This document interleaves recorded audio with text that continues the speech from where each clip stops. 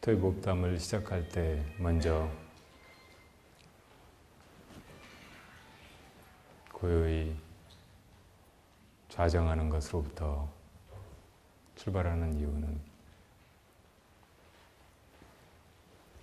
우리가 배우려고 하는 것이 말이 아니고 어떻게 행동해야 할지, 어떻게 말하고 어떻게 생각해야 할지를 배우는 것이 아니라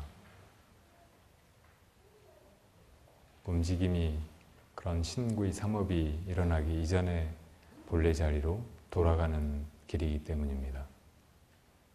우리 안에는 본래 마음자리, 성품, 내 본심이 있고 그것은 부처님이 깨달으신 그 불성과 조금도 차이가 없다고 여러분들 많이 들으셨을 겁니다. 그것을 믿어야 바르게 불교를 믿는 것이고 또 그것을 찾아나가는 길로서 자기 삶을 자기에게 주어진 시간을 이해해야 참다운 수행자라고 할 수 있고 다른 온갖 신행을 해도 그것을 알지 못하면 부질없이 헤매고 또 좋은 마음으로 좋은 일을 한다고 하는 것이 그대로 업을 짓는 일에 불과한 수도 많습니다. 따라서 이 토요복담에 와서 우리가 하는 일도 이런저런 지식을, 이야기를 듣고 외고 머릿속에 담으려고 하는 일이 아니라 오히려 그런 것들을 내려놓고 내 본래 마음으로 돌아가는 그런 일로 이해하셔야 되고 여기서 제가 하는 이야기나 부처님이 45년 동안 설하신 그 장광설이 다 우리 본래 마음으로 돌아가라는 그런 가르침이기 때문에 법을 대할 때는 항상 그것을 내 안에 비추어 보고 내 안에서 찾으려고 해야지 머릿속에 있다가 없어지는 그런 지식으로 보고 파악하고 또 그것을 그렇게 이해하려고 해서는 안 됩니다. 앞으로 토요복담은 반야심경을 한번 같이 살펴보고 그 다음으로는 부처님의 일생을 같이 돌아보고 그리고 나서 또 이제 부처님 초기 경전 가운데 우리가 익히 두고 잘 알고 있지만 그 안에 불법의 모든 것이 또 담겨 있고 한 좋은 경전, 법구경을 조금씩 배워가 보려고 해요. 앞으로 일정이 그렇게 되어 간다는 것을 이해하시고 리스트도 하시고 따라오시기 바랍니다.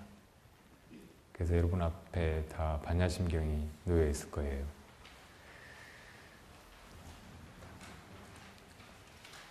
절에 오면 법당에 참배하는 것부터 배우게 되고 그 다음에 예불을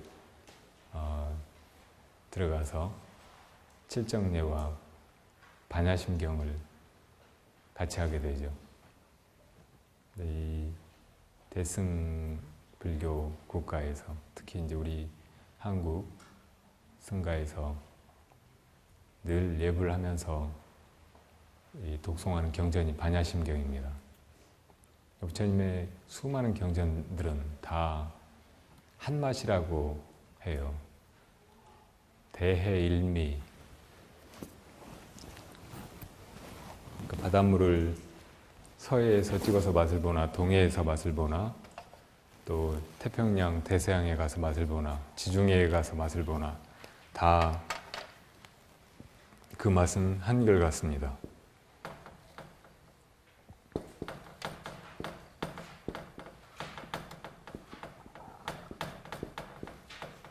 부처님의 팔만장교도 그것을 바르게 이해할 수 있는 눈 가진 사람이 보면 법구경을 보든 금강경을 보든 법화경을 보든 화엄경을 보든 그 맛이 다 똑같다는 걸 알 수가 있어요.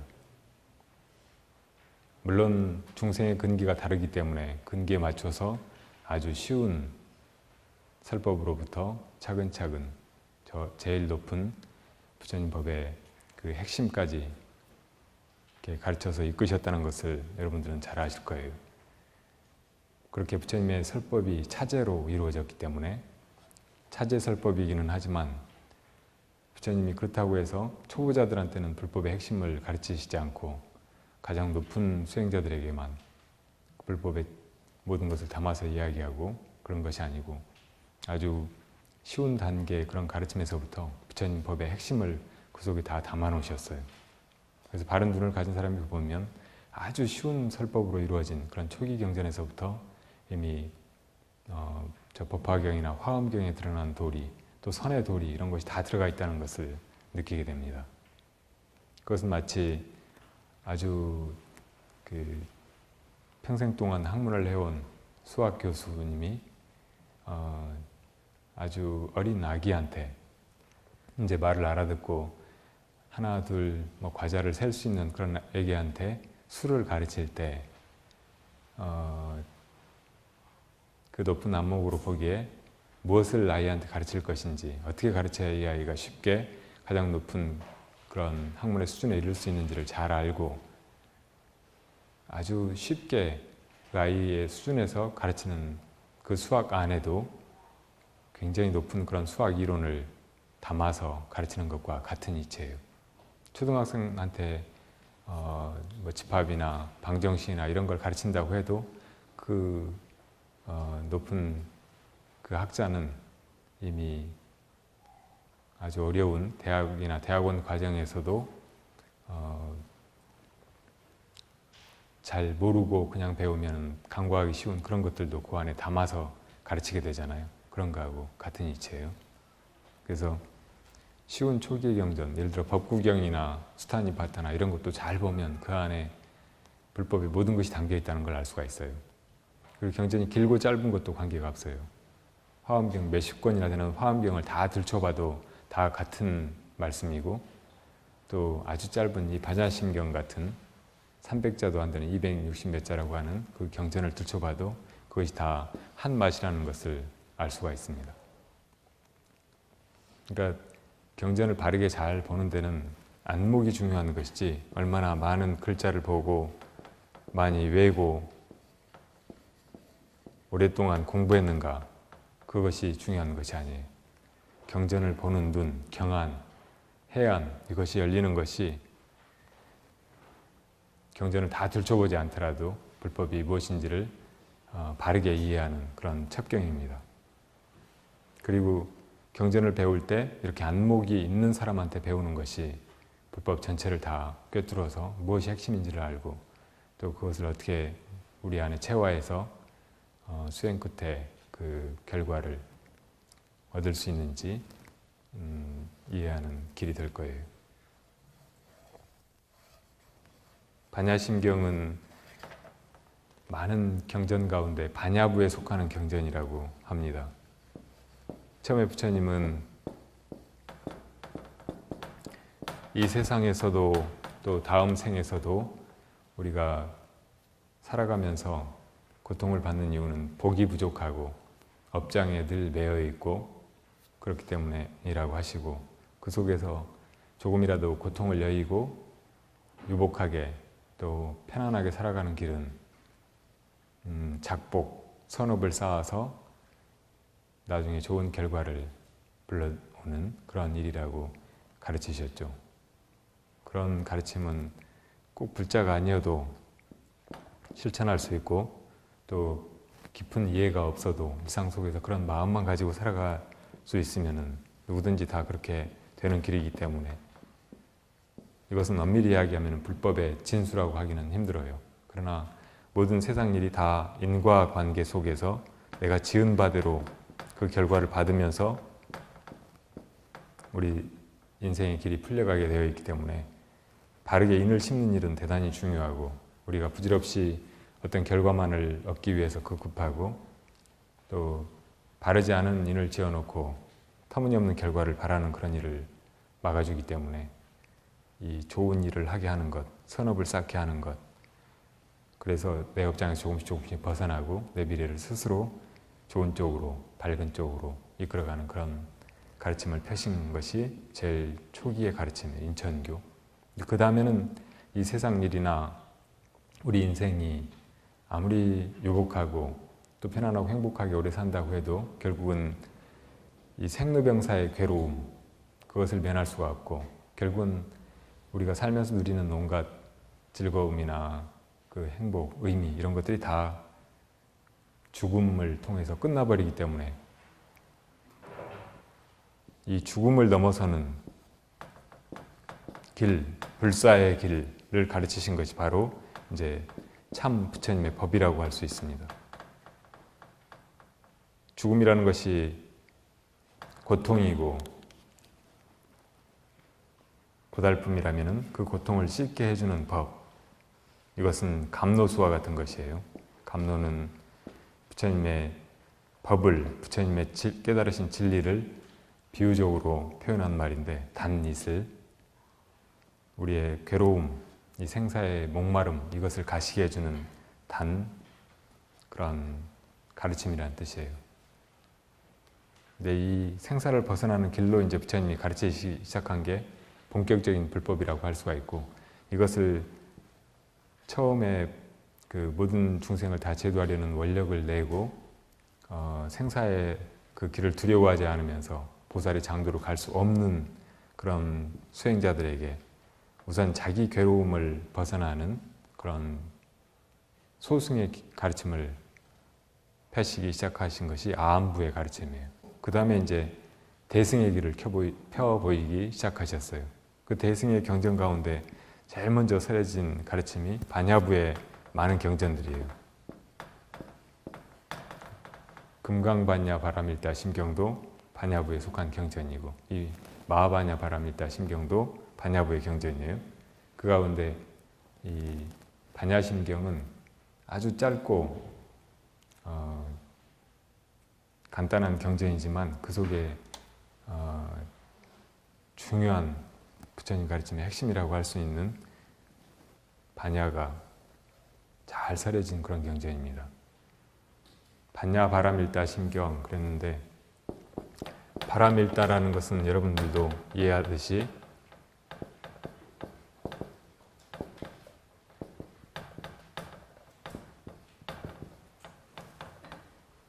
우리가 살아가는 이 생사의 세계, 고통스럽고 온갖 문제들이 들끓고 언젠가는 죽음으로 끝나버리는 이 세계를 생사의 이쪽 언덕이라고 했을 때, 그 생사의 고통스러운 강물 혹은 그 고통 바다에서 우리가 저 언덕으로 건너가면은 거기에는 부처님이 이 생사를 벗어난 그 열반의 경지에서 편안하게 안주하고 계시는데, 그 세계로 나아가는 것을 바라밀다라고 한다고 말씀드렸죠.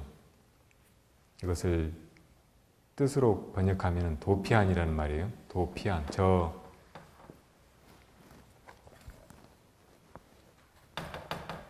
언덕으로 건너간다.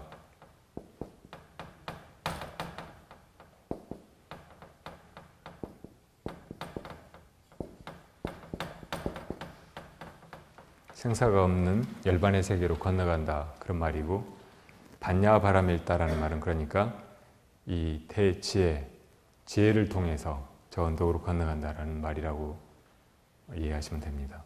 그러니까 대승의 길은 다 바라밀의 길이에요. 그래서 우리가 육바라밀을 이야기하고, 그 육바라밀은 하나같이 결국은 이 고통의 세계에서 저 수많은 중생들과 더불어서 함께 피안의 세계로 나아가는 그런 길입니다. 그 나만의 해탈, 소승의 해탈을 구하지 않고 큰 원력을 발해서 일체 중생과 더불어서 다 성불의 길로 나아가서 구경의 열반을 얻으려고 하는 것, 이것이 대승이라는 말이에요. 그렇게 나아가는 길이 바라밀이고, 그 6바라밀, 6개의 바라밀다 가운데 가장 중요한 것이 반야바라밀이에요. 부처님 가르침의 그 핵심을 지혜와 자비라고 할 때, 이 지혜와 자비는 새의 양 날개와 같고 또 수의 두 바퀴와 같다라고 하는데, 그래서 한 가지라도 이것이 빠지면은 완전하다고 할 수가 없어요. 새가 한쪽 날개로 날 수가 없고 수레가 한 바퀴로 갈 수 없듯이. 그런데 이 중에 무엇이 먼저이고 무엇이 더 중요한가를 굳이 따져야 된다면 지혜가 더 중요하다고 할 수 있어요. 그리고 굳이 한 가지로 말해야 되고 한 가지만 남겨놓아야 된다면 바로 이 지혜를 들지 않을 수 없어요. 이 부처님이 깨달으신 지혜를 반야라고 하는 거예요. 반야. 왜 그러냐면 진정한 자비심은 지혜 없이 일어나지 않기 때문이에요. 우리의 지혜가 조금씩 자라나면 우리 중생들이 가지고 있는 개체의식, 나라고 하는 생각, 자아 이런 것들이 다 공하다는 것을 알게 돼요.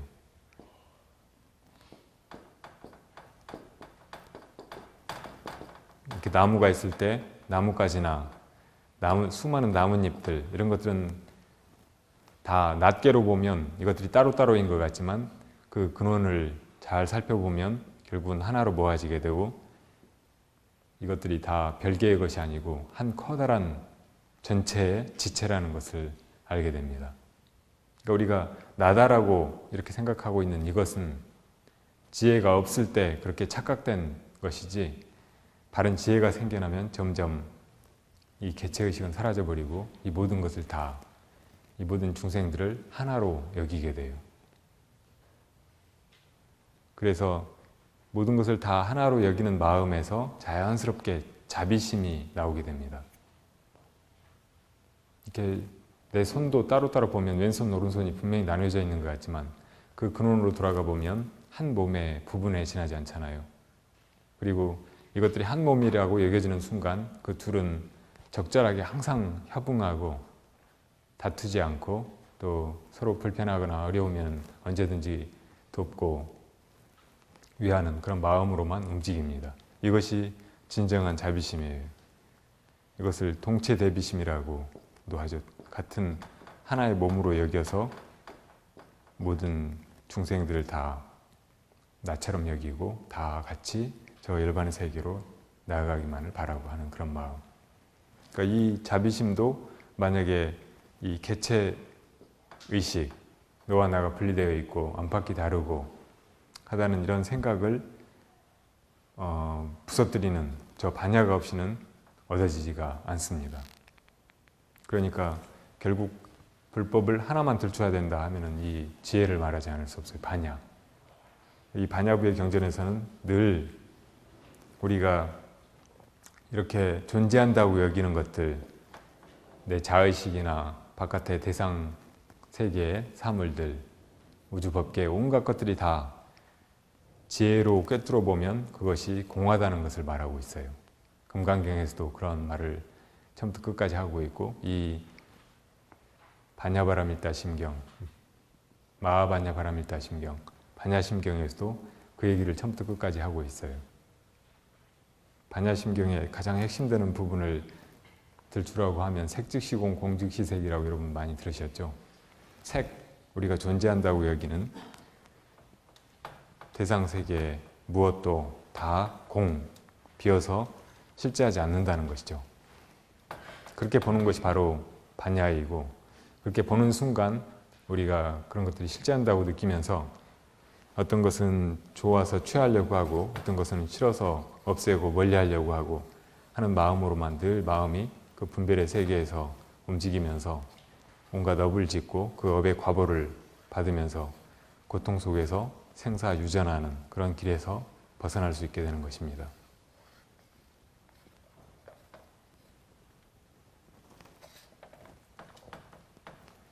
그래서 오늘은 반야심경을 전체를 얼른 훑어보고 내일부터 다음 시간부터 차근차근 살펴보도록 할게요. 이 반야심경은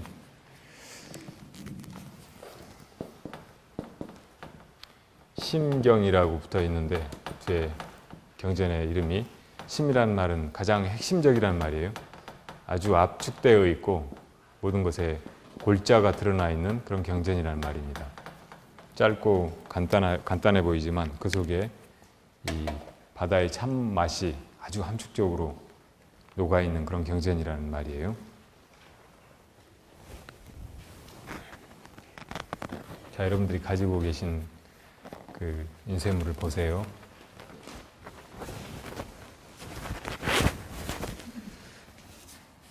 다음 시간부터는 그 원문을 새겨가면서 살펴보겠지만 오늘은 한글로 된 내용을 전체의 뜻을 살펴보기 위해서 얼른 검토해 봅니다.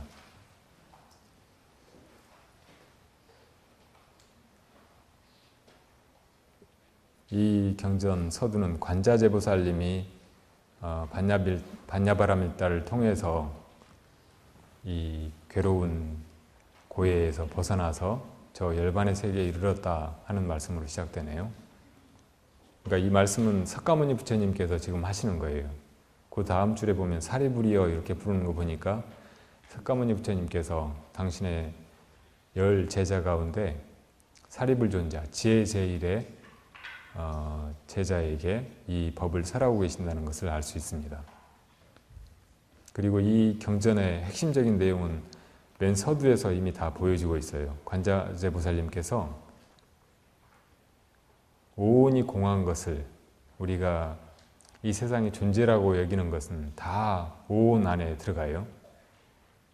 내 몸도 오온 가운데 색온, 색에 들어가고, 이 물질적인 대상 세계도 색온에 들어가고, 그 다음에 우리 정신이라고 생각하는 내 안에 있다고 우리가 흔히 여기는 수상행식, 그러니까 밖에 있는 것을 안으로 받아들이고 지각하는 작용, 정신의 지각작용,五관을 통해서 보고 듣고 냄새 맡고 맛보고 또 몸으로 감촉하고 하는 이것들이 다 밖에 있는 것이 안으로 들어오는 것이니까 그것이 감수작용, 지각작용, 수예요. 그리고 내가 생각하는 것, 이런저런 개념을 혹은 다른 어떤 존재하는 것들의 이미지를 내 마음 안에 떠올리는 것, 표상작용, 이것이 상입니다. 그 다음에 내가 마음으로 어떤 의도를 일으키는 것, 이거 해야지, 저거 해야지, 좋다, 싫다 하는 그런 마음으로 당기거나 밀어내려고 하는, 취사하려고 하는 그런 마음이 행이에요. 그리고 그 이면에는 이런 것들을 작동시키는, 이런 것들의 근간이 되는 죽어있는 것과 다르게 유정이, 정신을 가진 존재가 기본적으로 가지고 있는 의식이 있어요. 깨어있다가 잠들었다 하는 그 의식, 이것이 다, 이 오온이 다 그대로 공한 것을 아시고 이 생사의 괴로움에서 다 벗어났다, 이런 말씀이 앞에 나와 있는데 이것이 바로 이 반야심경의 핵심적인 내용이라는 말입니다. 그래서 이제 그 다음부터는 그 내용을 차근차근 부연해서 뜯어서 설명하고 계시는 거예요. 그리고 마지막에는 이 경전이 대승의 경전이고, 이 대승 수행의 길은, 보살도의 길은 다 일체 중생과 더불어서 이 괴로움의 바다에서 저 피안의 세계로 건너가자는 것이기 때문에 그런 원력을 주문을 통해서 바라는 것으로 끝납니다.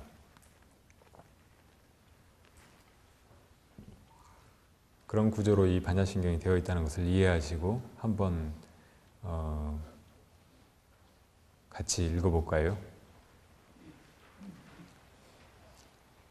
그 의미를 잘 생각하면서 어떤 부분을 내가 모르는지, 또 어떤 부분은 이해가 가는지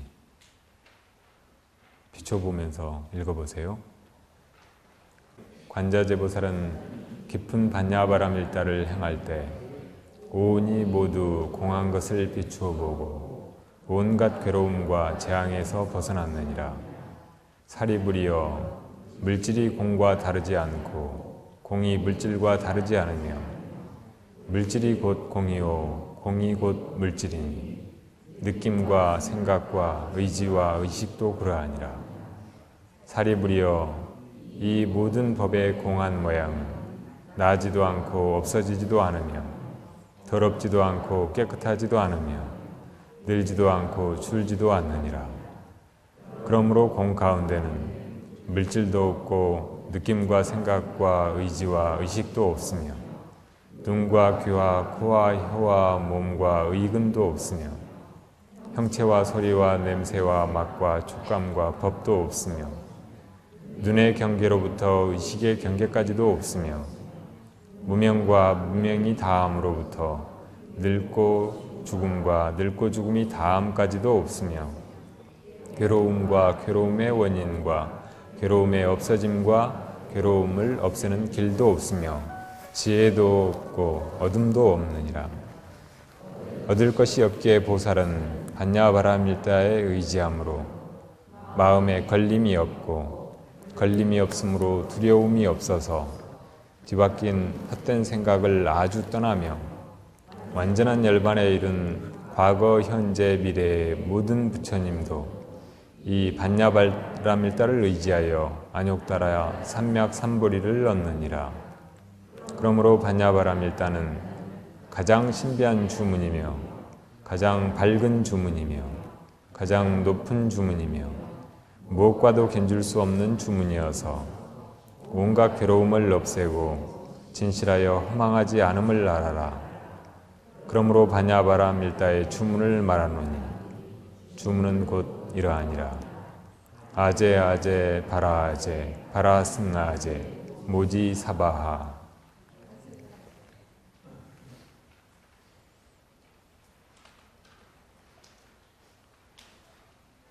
반야심경 이 뜻을 기본적으로 다 이해할 수 있다고 느끼는 분 손 들어보세요.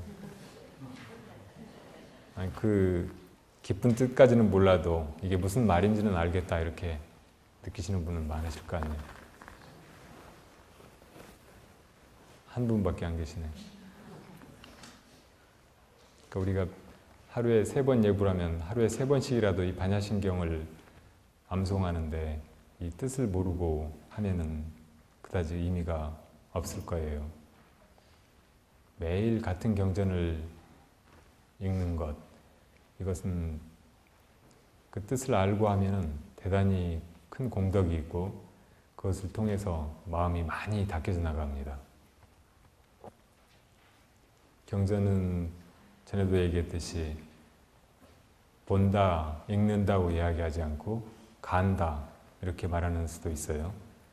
마치 밭이 하나 있을 때 그 밭을 봄이 올 때마다 새로 가는데 한번 갈면 그걸로 끝이지 않고 왜 또 갈고 또 갈고 하느냐면 봄마다 새 씨앗을 뿌려서 가을에 또 소득을 얻고 계속 해가기 때문에.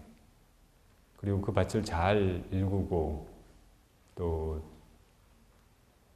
퇴비를 넣고 해서 비옥하게 하면 점점 더 기름져져서 소출은 해가 갈수록 더 늘어나듯이 이 경전도 한 번 보고 두 번 보고 거듭 암송하면 암송할 때마다 자기 안에 분명한 소득이 있고 점점 지혜의 눈이 밝아지고 언젠가는 부처님의 이 경전을 설하신 그 뜻, 이것을 알게 되기 때문입니다. 우리가 경전을 읽을 때 개경계를 외잖아요. 10개 경전, 경, 개송, 개. 그러니까 경전을 열 때 그 개경계를 항상 암송하고 보는 것이 좋아요. 그 개경계의 내용은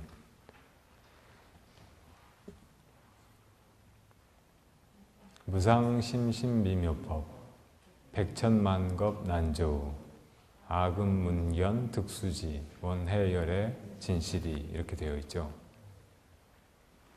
무상심심미묘법, 그보다 더 높은 진리가 없는 가장 위대한 그런 부처님의 법을 참으로 미묘하고 보통 중생의 생각으로는 범부의 아르마리로는 도저히 알 수 없는, 깨달아야만 확연하게 볼 수 있는 그 깊은 진리를 아금문견 득수지, 백천만겁 난조우, 백천만겁이 지나도 만나기가 어려운데 우리가 지금 사람의 몸을 받아서 이렇게 살아가니까 또 이 지상에 사람들이 몇십억이 있다고 하니까 인신을 얻기가 쉽다고 생각할지 모르지만 찬찬히 생각해 보면 또 이 법계의 도리를 알고 보면 그야말로 맹구우목과 같다고 합니다. 망망대해 또 깊은 바닷속에서 늘 살아가던 거북이가 바닷물 속에만 잠겨서 한 번도 마음 편안하게 쉬어보지를 못하다가 우연히 물 위로 헤엄쳐 올라왔는데 그때 마침 바닷물에 파도 따라서 떠다니던 나무를 만나고 그 나무가 또 너무나 공교롭게도 가운데 구멍이 뚫려 있어서 거북이 목을 딱 내밀었더니 그 목이 그 나무 판자 구멍에 딱 끼워져 가지고 처음으로 그 마음껏 공기를 호흡하듯이 그렇게 어려운 일이라고 해요. 얼마나 기적 같은 일이겠어요. 거의 일어날 수 없는 그런 일이라고 해요. 그렇게 얻기 어려운 사람 몸을 우리가 지금 받아서 이 소중한 시간을 살아가고 있는 것입니다. 그러니까 우리가 사람 몸 하나 얻기도 어려운데 그 가운데 또 살면서 자기 업대로 끌려가기 쉬운데 그 가운데 진리를 구하는 마음을 어쩌다 내고 또 그런 진리를 얻어 듣게 되고 거기에 대해서 또 믿음이 나고 또 더 배워서 알게 되고 또 수행도 하게 되고 그 수행 끝에 진실로 부처님의 법을 부처님의 그 본래 우리에게 가르치시고자 했던 그 뜻을 바르게 이해하고 깨닫기는 얼마나 어렵겠어요. 그야말로 백천만겁에 만나기 어려운 일입니다. 그런 법을 우리가 지금 만났다는 말이에요.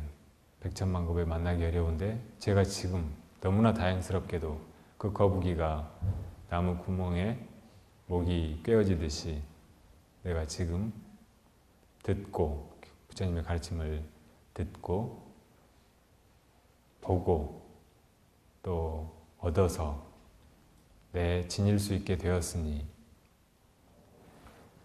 우리가 부처님 경전을 볼 때 부처님께서 지금 부처님의 음성으로 그렇게 편안하고 거룩한 우리의 마음을 참으로 편안하게 또 고요하게 지혜롭게 그렇게 단박에 만들어주시는 그런 음성으로 내 면전에서 살려주신다고 생각하고 대하는 것이 좋아요. 그렇게 하는 것이 바르게 부처님 법을 대하는 것이고 그러니까 늘 일상 속에서 읽는 반야심경, 천수경, 금강경이라고 해도 자기 음성으로 소리내서 읽더라도 부처님께서 나에게 설해주시는 것처럼 그렇게 대하고 그렇게 부처님 음성을 듣듯이 그 경전을 보는 것이 바른 일이에요.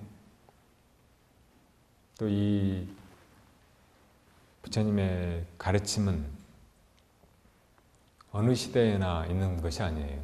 부처님이 이 세상에 나시기 전에는 얼마나 많은 세월 동안 불법 없이 이 인간들이 잘못된 가르침을, 잘못된 종교를 진리라고 믿고 그 속에서 괴로움 벗어나는 길을 구하고 허덕이고 해왔겠어요. 그리고 지금 부처님께서 2600여 년 전에 법을 설하셔서 우리가 지금 익히 알고 언제든지 경전도 펼쳐볼 수 있고 법문도 들을 수 있고 하지만 또 이렇게 가다가 언젠가는 불법이 이 세상에 있는지도 모르고 그렇게 살아가야 되는 때가 오고 맙니다. 근데 지금 내가 이 법을 보고 듣고 또 경전을 늘 지니고 언제든지 펼쳐볼 수 있다는 것은 얼마나 오랜 생 동안 선근을 심어온 결과겠어요. 내가 지금 이렇게 부처님 법을 보고 듣고 받아 지니오니 원컨대 부처님께서 진실로 우리들에게 가르치시고자 했던 바 열의 그 참 뜻을 알게 되어지이다 하고 발언하고 이제 경전을 들추는 거예요.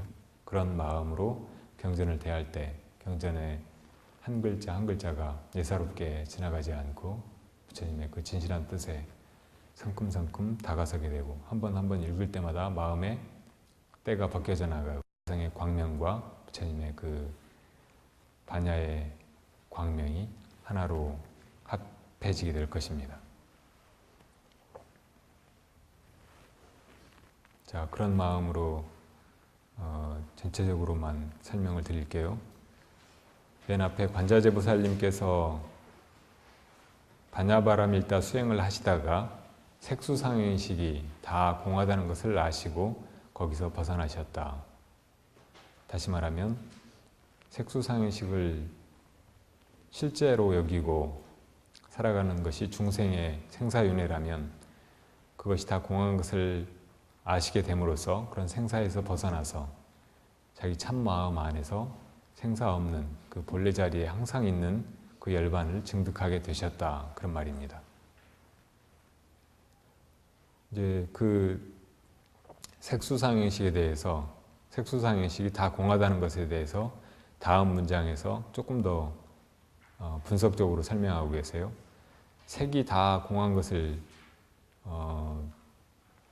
보셨을 테고 또 수상행식도 다 공하다는 것을 보셨을 텐데 왜 색과 수상행식을 나눠서 설명하느냐. 색은 우리 범부중생들이 눈으로 보고 실제로 가서 만져볼 수 있고 하니까 이건 항상 있다고 착각하기가 아주 쉬운 것이에요.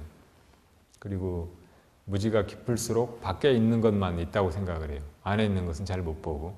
그래서 물질로 드러난 거 이런 것들이 먼저 다 공하고 사실 제 눈을 떠서 보면 실제로는 없는 것이라는 것을 먼저 가르쳐 보이시고 그 다음에 이제 우리 안에 있다고 여겨지는 수상행식, 우리 마음이라고 여겨지는 수상행식 이것도 다 알고 보면 공이다라는 것을 말씀하고 계세요. 그리고 우리가 이제 무엇이 없다라는 것에 대해서도 잘못된 개념을 가지고 있어요. 우리는 이 시공 안에 물질적인 존재로 무엇인가 드러나면 이것은 있다고 얘기하고 그러다가 이것이 다른 형상으로 변해가 버리면 또 이 본래 그 이름을 잃어버리면 이것이 사라졌다고 말해요. 이것을 예를 들어서 10조각으로 내가지고 전혀 죽비 기능을 못하게 만들면은 이런 모양으로 있을 때나 10조각으로 쪼개놓은 그 대나무나 결국은 같은 것인데도 죽비는 없어졌다고 말하잖아요. 또 그 대나무를 다 태워버려서 재로 만들었다 그러면 이제 진짜 없어졌다고 말할 거예요. 근데 만약에 그 재까지 눈에 보이지 않게 없애버렸다 그러면은 이제 정말 없어졌다고 생각할 거예요. 이렇게 우리가 없다라는 개념에 대해서도 색과 이 물질로서 존재로 드러난 것과 반대되는 그런 개념으로만 알고 있어요. 그러니까 그렇게 잘못 알고 있는 그 개념은 우리 마음속의 개념일 뿐이지 또 실제하는 것이 아니에요. 진짜 있는 것이 아니에요. 진짜 공이라는 건 그러니까 무엇이냐면 이것들을 우리가 존재한다고 여겼던 이것들을 반야로 비추어 보고 이것의 본질이 드러난 상태, 본질을 여실하게 알아차린 그 상태, 그것이 바로 공이라는 거예요. 그러니까 진짜 공은 우리가 있다 없다라고 구분해서 볼 때 그 없다라는 그런 개념으로 파악되는 것이 아니라 반야의 눈으로 모든 존재를 바라볼 때 그때 이제 그것이 진짜 공이라는 거예요. 다시 말하면 진짜 공은 이 물질 이대로가 공이라는 거예요. 반야로 비춰보기만 하면. 그러니까 공이 곧 진짜 공이 곧 색이라는 거예요. 그러니까 색이 곧 공이고 공이 곧 색이다 이렇게 말해야지 색이 색으로 존재로 느껴질 때는 이건 있는 것이고 이것이 다른 모양으로 변해가고 이름을 잃어버리고 하면 그것이 공이라고 생각하는 우리 그것은 관념일 뿐이라는 거예요. 그럼 관념으로서 있는 것에 속한 것이지 진짜 공이 아니잖아요. 그런 분별이 그런 무라는 개념이 공이라는 개념이 머릿속에 생겨난 것일 뿐이지. 그러니까 그것조차 어떻게 보면 있음이에요. 상이 생긴 거예요. 색수상행식 가운데 하나의 상이 표상 그것이 머릿속에 떠오른 것일 뿐이라는 거예요. 진짜 공은 이 모든 존재가 다 바르게 지혜에 의해서 각찰될 때 그것의 실상 이것이 공이라는 거죠. 그리고 그것은 어디 딴 데 가서 찾을 수가 없어요. 바로 이 물질 우리가 존재라고 여기는 것 그 속에서 찾아야지. 그러니까 색이고 공이고 공이고 색이라는 거예요. 그리고 색만 그런 게 아니고 우리 내면에 정신적인 존재로 있다고 생각하는 수상행시도 마찬가지라는 것을 두 번째 문장에서 얘기하고 있어요. 그 다음에는 이제 조금 더 길게 부연이 들어가요. 먼저는 그 바른 공, 그러니까 우리가 유무로 나누어 가지고 없다라고 생각하는 그 개념에 대해 설명하는 게 아니고 모든 존재의 실상, 반야에 의해서 드러난 그 실상에 대해서 이제 말하고 있어요. 그 실상은 생멸이 없다. 우리가 있다고 생각했던 물질로 드러났던 아니면 우리 정신 속에 있다고 생각됐던 것이든 이것들은 다 생멸하고 있잖아요.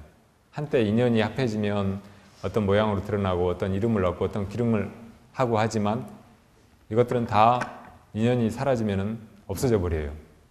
우리 몸도 그렇고 바깥의 세상세계 물질적인 것도 그렇고 또 우리 생각도 그렇고 마음의 어떤 작용도 다 있다가 없어져 버리잖아요.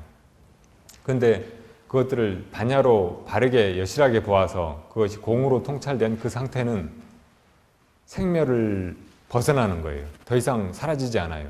그것은 원래부터 그랬고 지금도 그렇고 앞으로도 영원히 그런다는 말이에요. 무엇이든지 지금 새로 생겨가지고 영원한 것은 아무것도 없어요. 생겨난 것은 반드시 멸이 따르게 돼요. 오직 있다라고 생각된 것들이 바르게 통찰되어서 그것이 공으로 드러났을 때 그 공한 모습만 영원히 있는 거예요. 무한한 과거로부터도 있었고 지금도 있고 또 앞으로도 영원히 있을 거라는 말이죠. 그러니까 그대로 불생불멸하게 된다는 말이죠.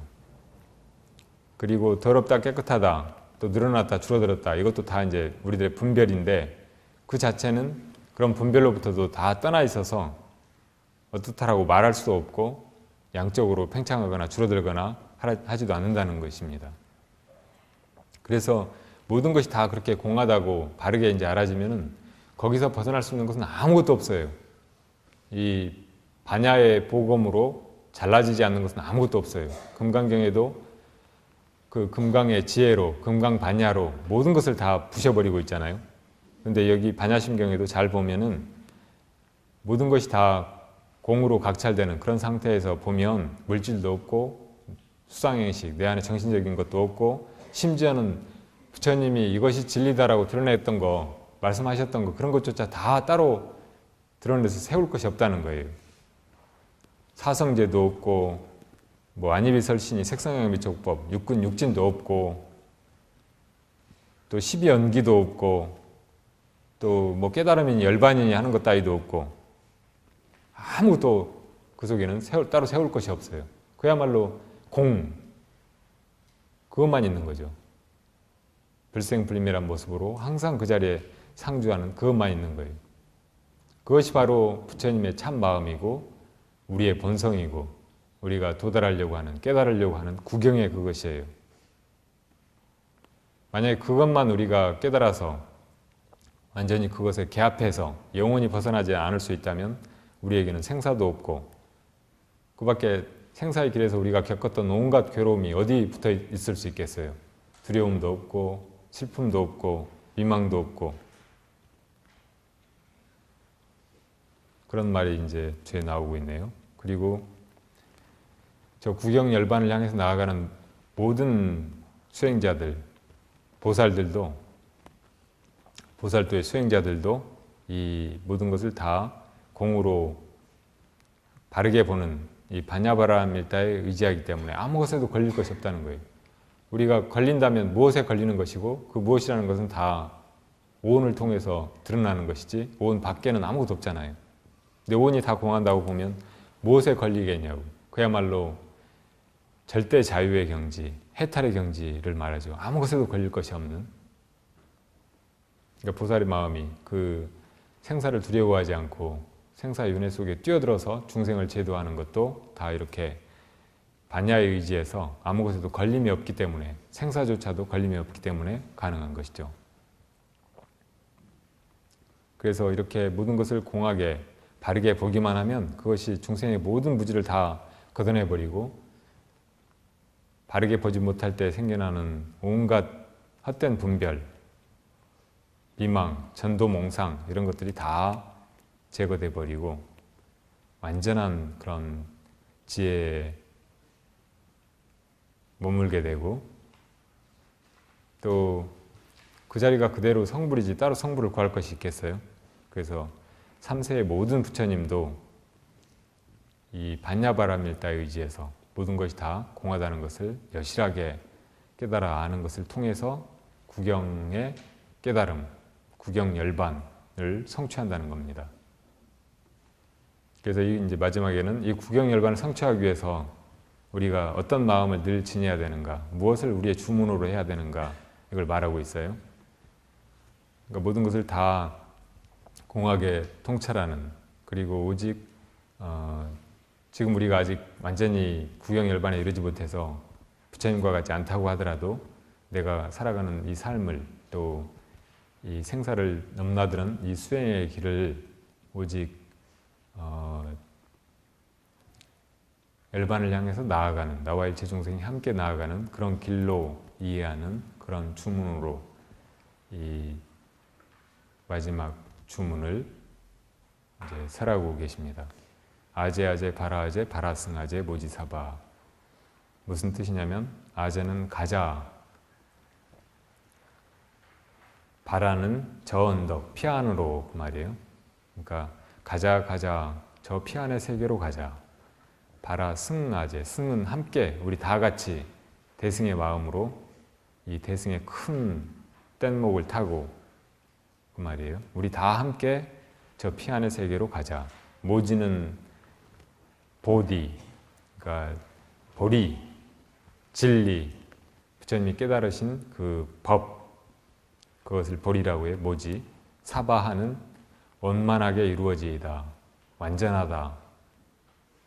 영원하다. 그런 말이에요. 영원하라. 깨달음이여 영원하여라. 이렇게 반야심경이 뜻으로만 풀어보면 간추려질 수 있습니다. 자, 이 시간은 이렇게 하고 두 번째 시간으로 넘어가죠.